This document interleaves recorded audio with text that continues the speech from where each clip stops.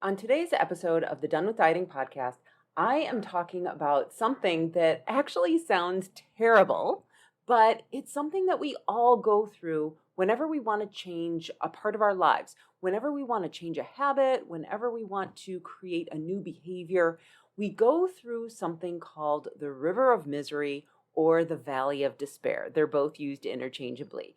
And this is the point in our process where things kind of get difficult. And when things get difficult, we want to give up.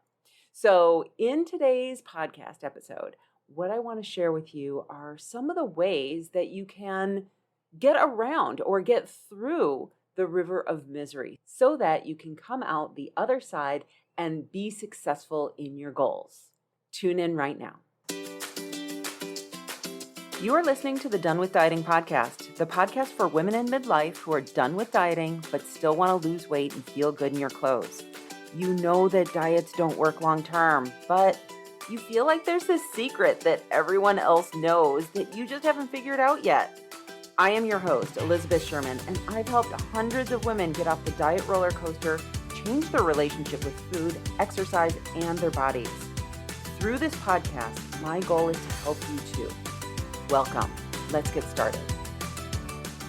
Hey everyone, welcome to episode 70 of the Done with Dieting podcast.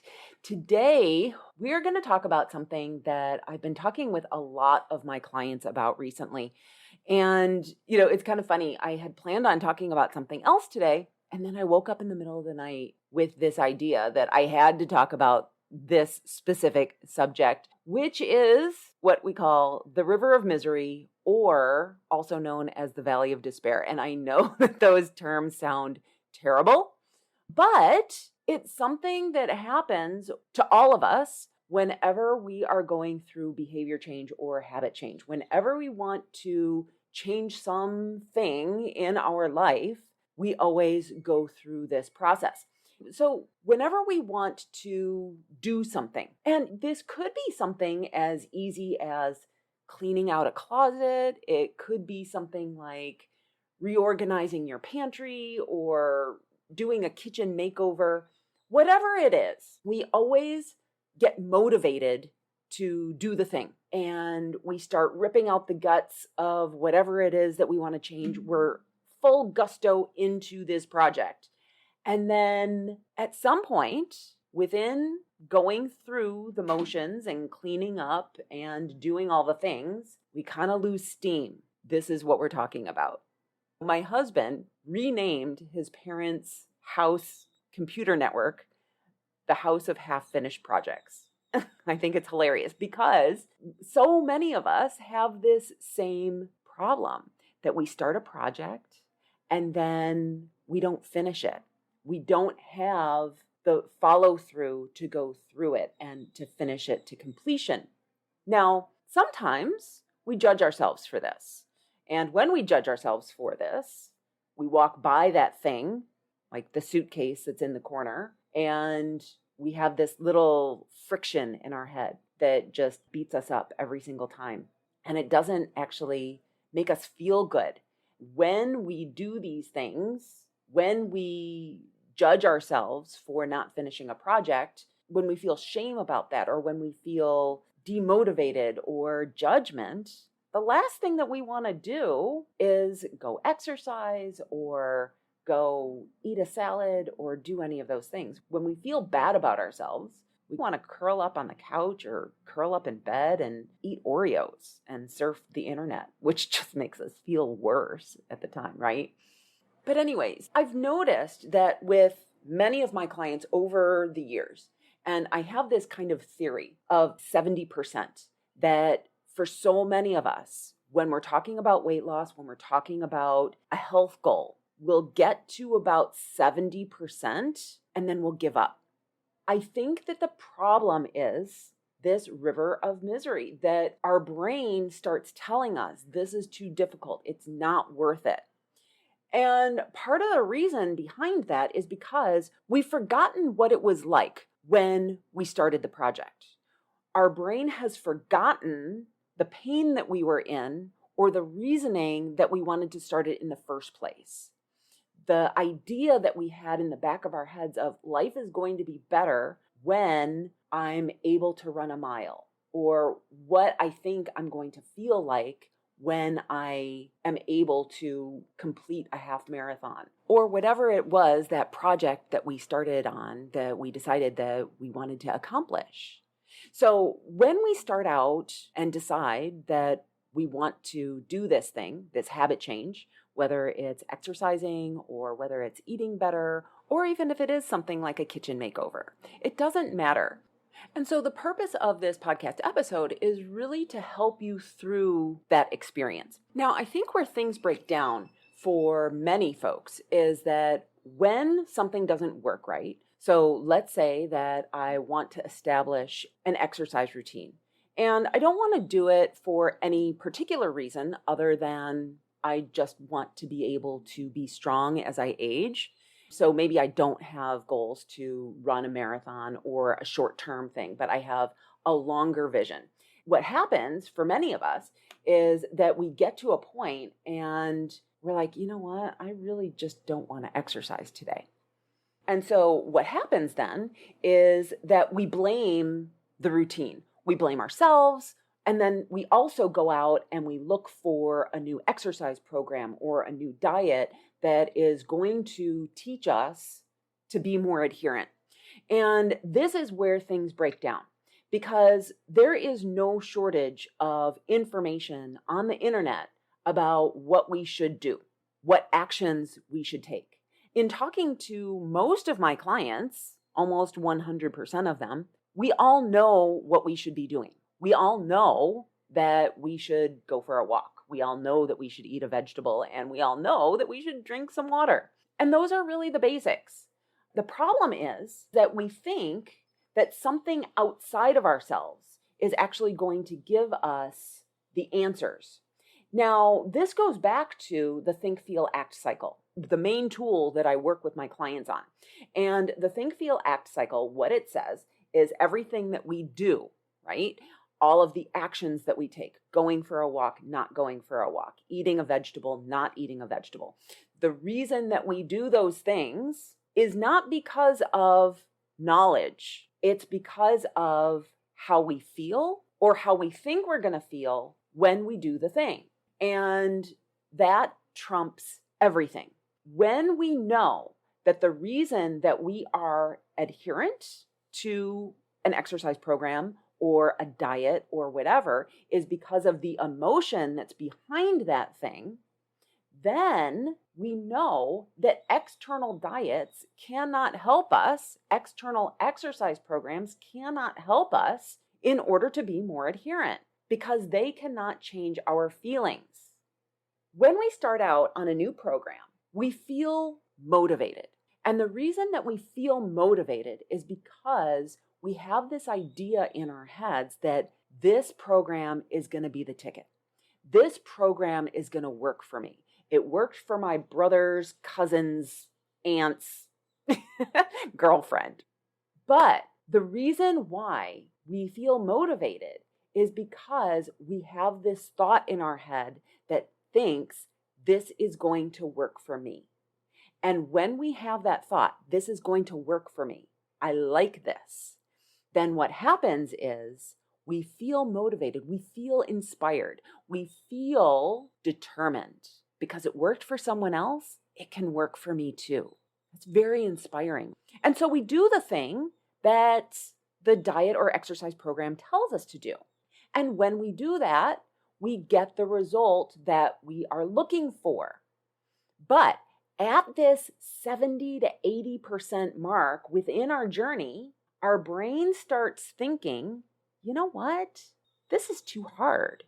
This is difficult. I'm not getting the payoff that I thought that I was going to. The weight loss isn't coming off fast enough. It's not working fast enough. And so when we have these thoughts, of course we don't feel motivated anymore. We don't feel inspired. We don't feel determined.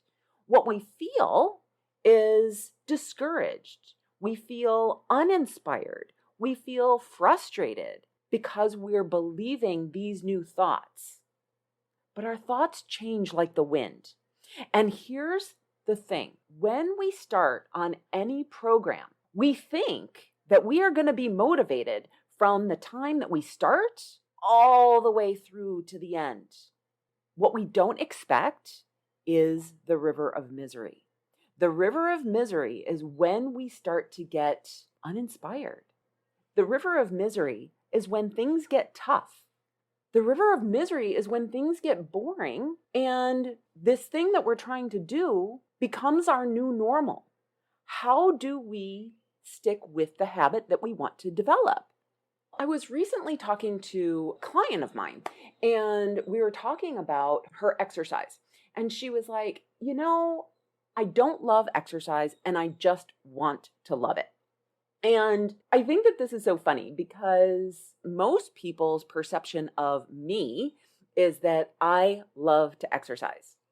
And let me clarify that. I love the way exercise makes me feel after I've done it.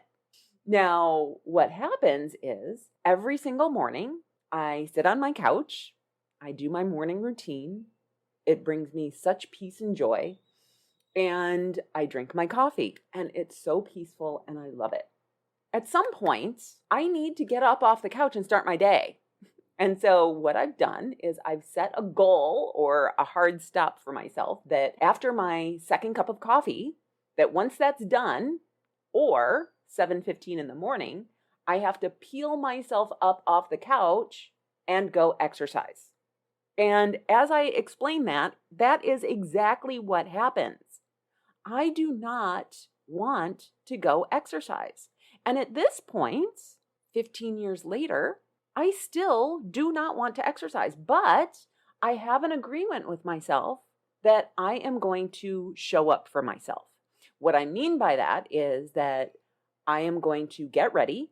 I already have my exercise clothes on. I've already know that that is part of the equation, meaning that when I get up in the morning, the very first thing I do is I put on my exercise clothes, because if I had to put on my exercise clothes and go upstairs and exercise, I wouldn't do it. And so I've created these habits for myself that make doing the thing easier. Now, when I say that I have to show up for myself, what I mean by that is I require that I put on my shoes and I go up into my exercise space and I start doing whatever it is that I've decided that I'm going to do for that day. Now, I always give myself permission to stop exercising after 10 minutes. I have to at least start. And I can probably count on one hand the number of times in the past 5 years that I've stopped after the 10 minutes. I have to feel pretty bad in order to do that, because what happens is once we show up for ourselves, once we put our shoes on and once we go out and do the thing, then it just becomes easy. Our body's already warmed up. It's like when you've already cooked the healthy meal, why ever would you then go and order out? It's easier to eat what you have than to go order and wait for it and pay for it and so on and so forth. So it's about reducing friction.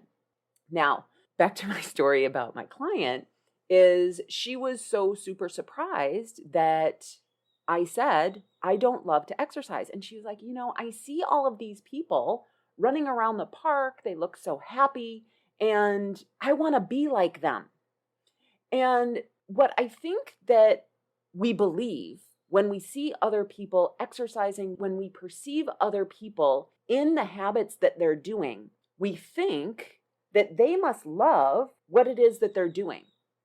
But going back to the think, feel, act cycle, there are many other emotions other than love, inspiration, motivation that will get the job done.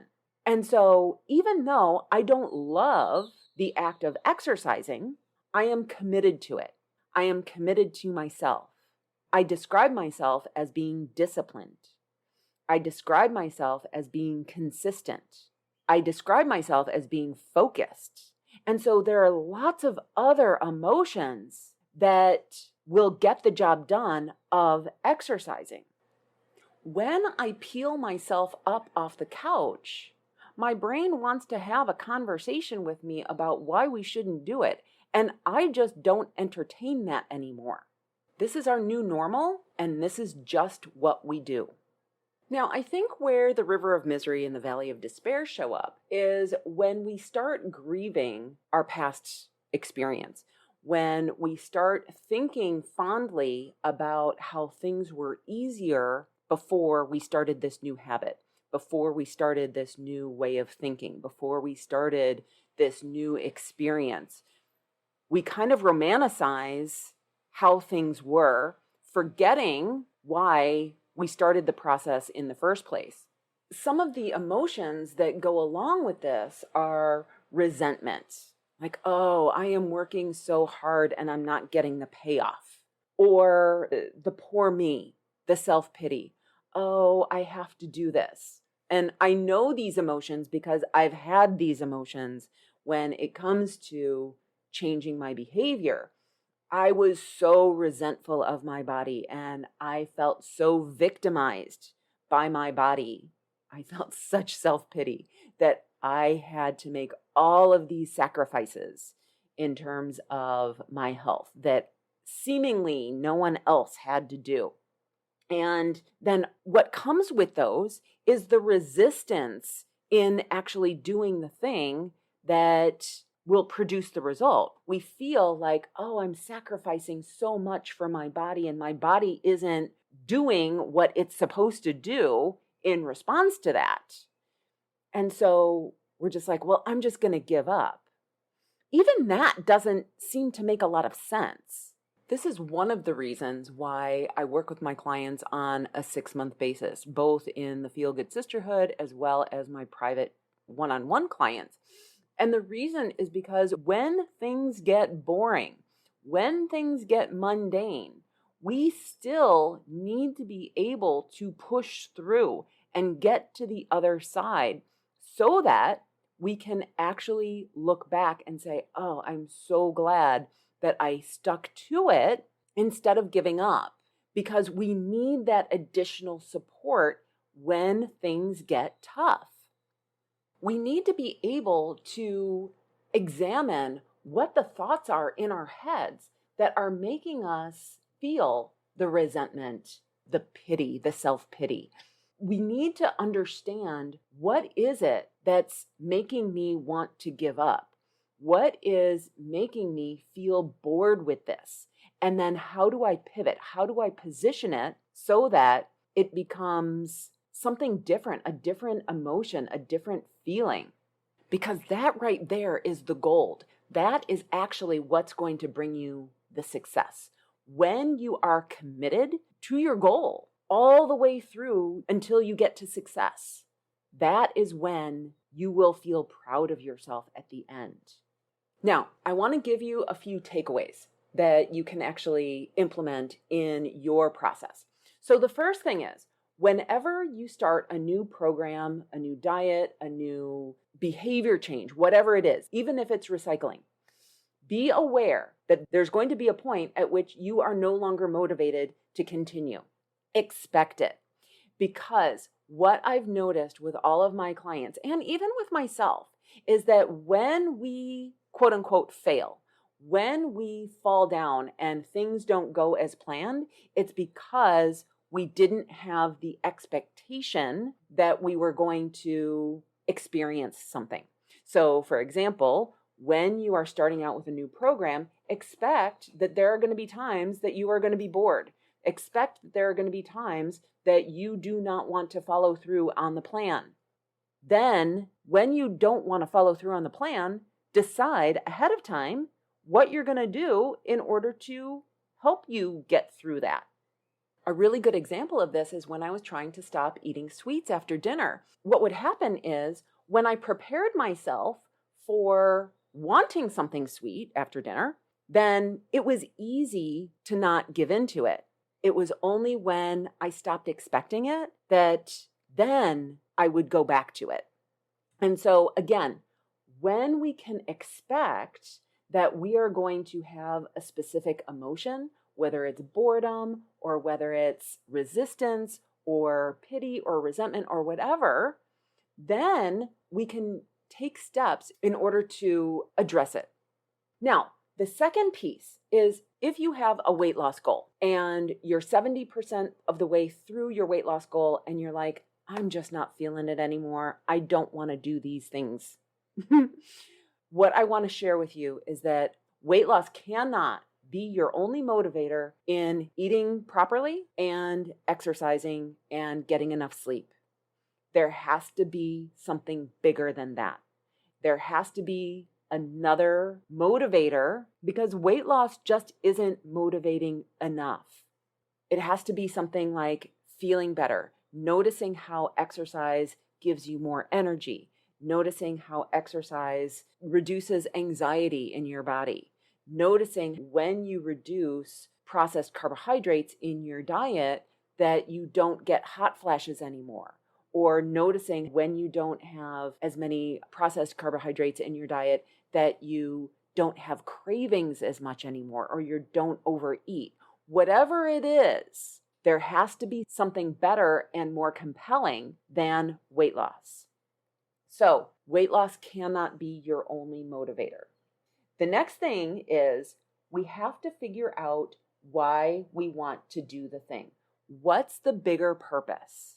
Because when we can focus on this other purpose, this bigger purpose, wanting to travel, wanting to play with my grandkids, wanting to live an independent life as I age, what are the reasons behind doing this action? Why did you set off in this goal, in this way in the first place? And when you can call on that bigger purpose and actually write them down, then what happens is the excuses, and I hate that word, but the reasons that your lower brain is offering you as to why you don't want to do the thing, those pale in comparison to the bigger purpose.